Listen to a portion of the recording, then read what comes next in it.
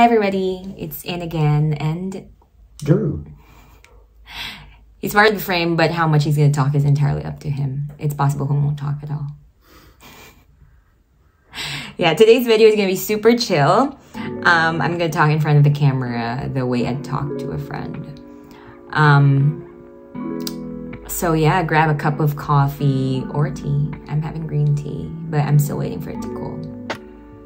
And yeah, let's chat about the things that I find interesting or unique in Japanese public school system. So it's mostly about elementary school because I've only worked in two high schools. So yeah, and I've never worked in junior high school. Okay, so let's start with first, I have a list here. Education is compulsory up to high school. Like, you have to send your kid to school. It is free as well up to junior high school. And for senior high school students, it is essentially free for families with a certain income threshold. And then beyond that, they have to pay. Now, what if your kid has special needs? You still have to send them to school. There are designated special needs schools per area, but if the kid is able to attend classes, if they are challenged in terms of developmental abilities, does that make sense? Or let's say the speed at which they are able to learn and grasp things is slower than average, then they are, I would say, encouraged to still attend the regular public school. But there are classes created especially for them, specifically for them. Now, in the school that I go to, there are a couple of special needs kids, and they have their own section, their own class. And for the classes that they are able to attend with the other kids, they are allowed to go there. So let's say gym classes, music, arts and crafts. Yeah. And in some cases, English. Yeah, it depends on their, on how differently abled they are. Yeah. Now, what about these kids that just moved to Japan and do not understand Nihongo? This is interesting because there are translators in the cities and they go to their classes with them. So even that is free. Yeah, parents don't have to pay extra for that. Something that I want noted there is because education is for everybody, teachers are not allowed to send students out of class. Yeah. In the States, can they do that? Oh yeah, and they do, often. Yeah.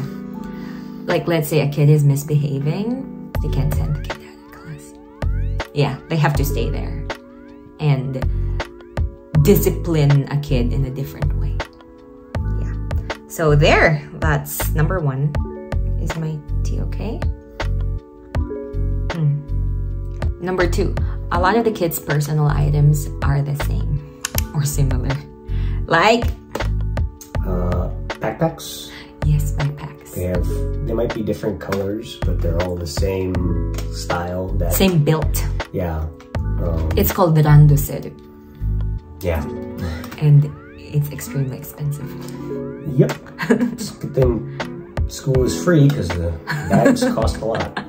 Yep. But you know, they all have the same uniforms or school clothes, caps. Oh yeah, they have the same caps. Everybody has the same red and white reversible cap. They all have the same style indoor shoes, I believe.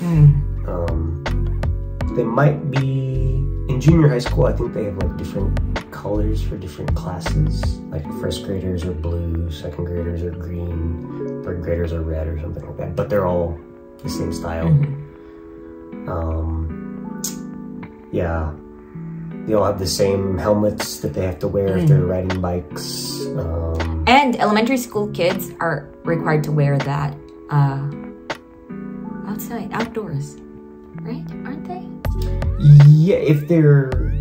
Like when they're walking to school and going back home? Yeah, it depends on the school, I think, because, yeah, in some of the places I've taught, they just have to wear the cap, but, yeah, depends on the school. Yeah. So, yeah, a lot of those things are, if not exactly the same, very similar. They also have the same umbrellas. Yeah. Thanks to my family for sending these. They also get the same school lunch. I love the school lunch. I already mentioned it in a previous video. It's different every time. There's always like a source of protein, carbs, and fiber. Rarely there's dessert like fresh fruit or yogurt or some kind of fruit jelly. Sometimes mochi as well. Now, what if your kid has allergies? It depends on what they're allergic to. Usually, the kids that have allergies are allergic to milk. So, milk or eggs. So, if let's say the school lunch has any of those ingredients, they get their own. So, I've actually never seen any of those. They come in fancy metal containers. If a kid has a lot of allergies, I don't know, they might just be required to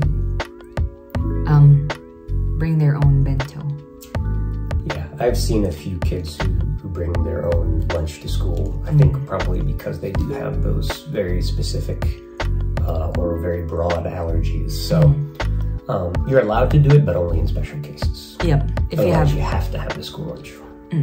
Okay, next one. So the kids walk to school by themselves, even the first graders. So in Japan, the system is for every area, there is a designated elementary school and or junior high school. Like junior high school kids are already, grown up, so they're okay walking longer distances than elementary school kids. So let's say you're in area A, you have to go to elementary school A. You don't have a choice. If you're in the public school system, you can't be like, I want to go to public school C because, I don't know, my sister's daughter goes there or something. Yeah, you can't do that. You send your kid there. It's either that or you move. Or you send them to a private school. Yeah. So here's the system for walking to school. The kids in small areas, they've got small areas, and the kids in those areas meet up before school. Like let's say 7:30 at 7:30 to 7:45. And then in every group, there are 2 group leaders, the flag bearers. Because they literally hold the flag of this school. Yep. And they are 5th or 6th graders. And what they do is they walk in a line. The first group leader is in front and the second one is at the back. So, it's like a pack of wolves where the strongest ones are in front and at the back. Not the strongest ones, but the ones with the most responsibilities, or the ones capable of having more responsibilities. Yeah, and when they cross the crosswalk, what they do is group leader number 1 crosses it first, holds the flag, and then group number 2 stays at the other end, and they let the younger kids cross, and then that's when they can cross.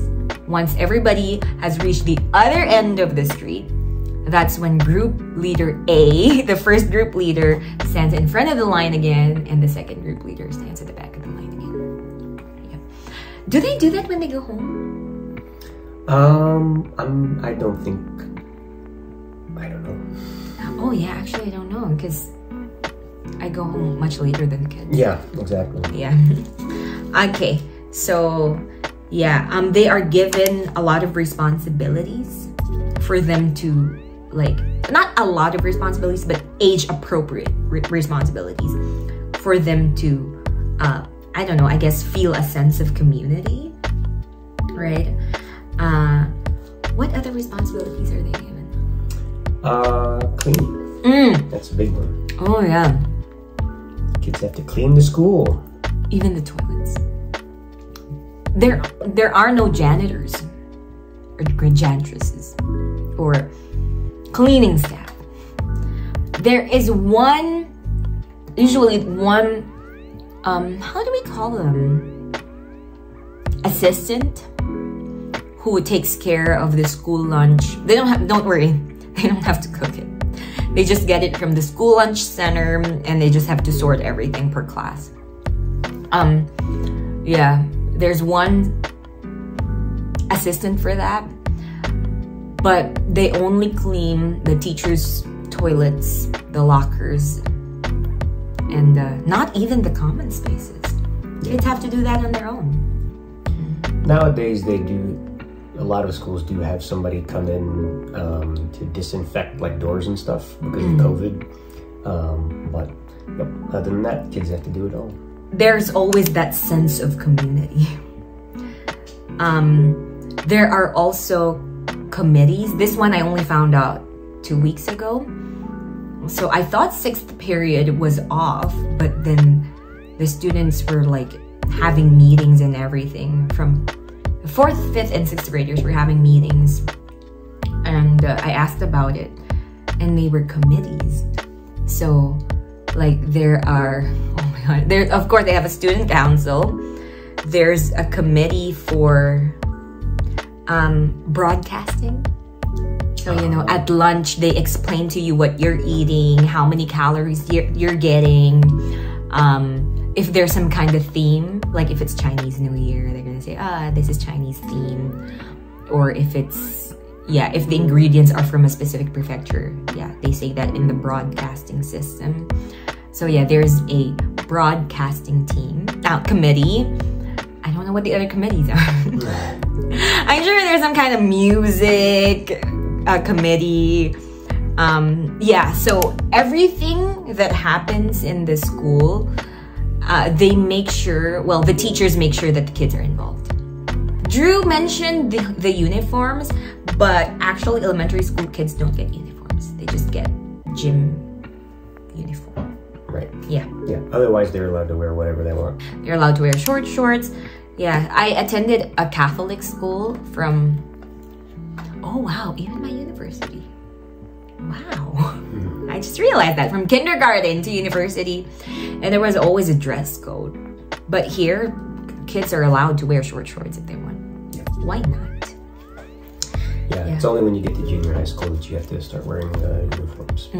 Even then, sometimes the kids are allowed to just wear their gym outfit. And most of the time, if you're allowed to do that, that's what they'll do. Because obviously it's a lot more comfortable than the uniforms that they get. So, yeah. So that's all. Is there anything else? No. I think that covers most of it. Yeah. If I think of anything else, I'll put it in the comment section. I'll make another video. Oh yeah, make another video. Yeah. That's all. Thanks very much for watching. If you have any questions about the public school system that I might be able to answer, please let me know in the comment section. See you in the next one.